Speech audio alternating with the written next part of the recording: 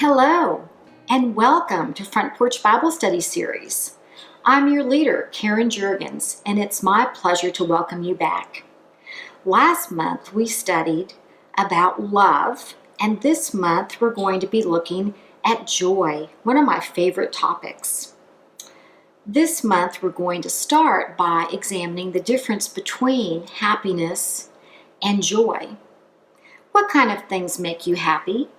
As you can see today, I'm in the kitchen, and cooking is what makes me happy because I love to bake. What about you? I bet a lot of things make all of us happy. For example, retail therapy might be one. Also, earning as much money as we can, accumulating wealth.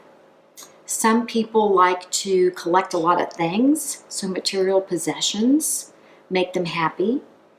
Some people do things like drugs, alcohol, and lust of the flesh, but those hold empty promises and those don't satisfy at all.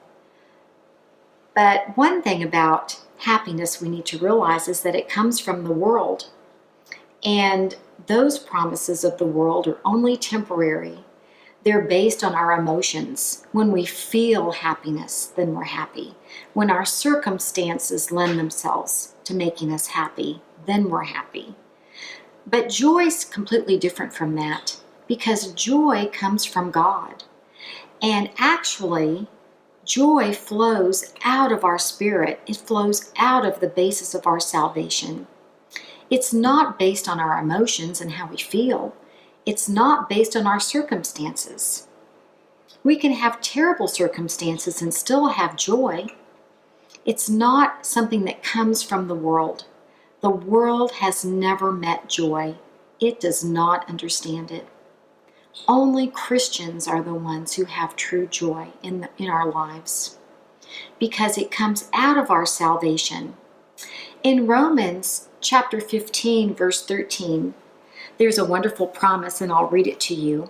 It says, "Now may the God of hope fill you with all joy and peace in believing, so that you will abound in hope by the power of the Holy Spirit." Isn't that a wonderful promise? We know that joy comes from God because it is one of the fruits of the Spirit. We can also know that it's a permanent thing. It never is going to leave us. It promises to make us strong.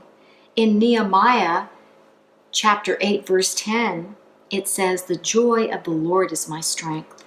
We can rely on joy to get us through tough times. And speaking of tough times, James says something very important in chapter 1, verses 2 to 4. "Consider it all joy, my brethren, when you encounter various trials, knowing that the testing of your faith produces endurance. And let endurance have its perfect result, that you may be perfect and complete, lacking in nothing."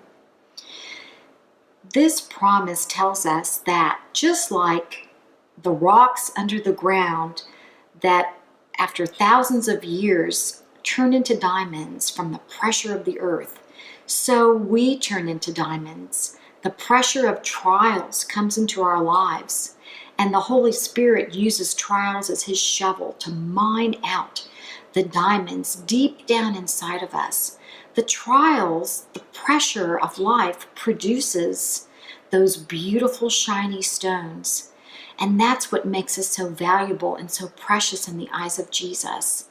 When we tolerate, when we cope with things that come our way that are hard to bear, that's pleasing to the Lord, and it changes us and makes us have character. And in turn, it makes us have joy. The joy comes. We may have weeping for the night, but joy always comes in the morning. Trials always come to an end. So we should actually encourage ourselves with this and let the joy shine in our lives and welcome the trials when they come, because we know that they're for our benefit and they're for our blessing. We're going to get started mining diamonds this month. Are you ready? I hope so. I'll see you on the front porch.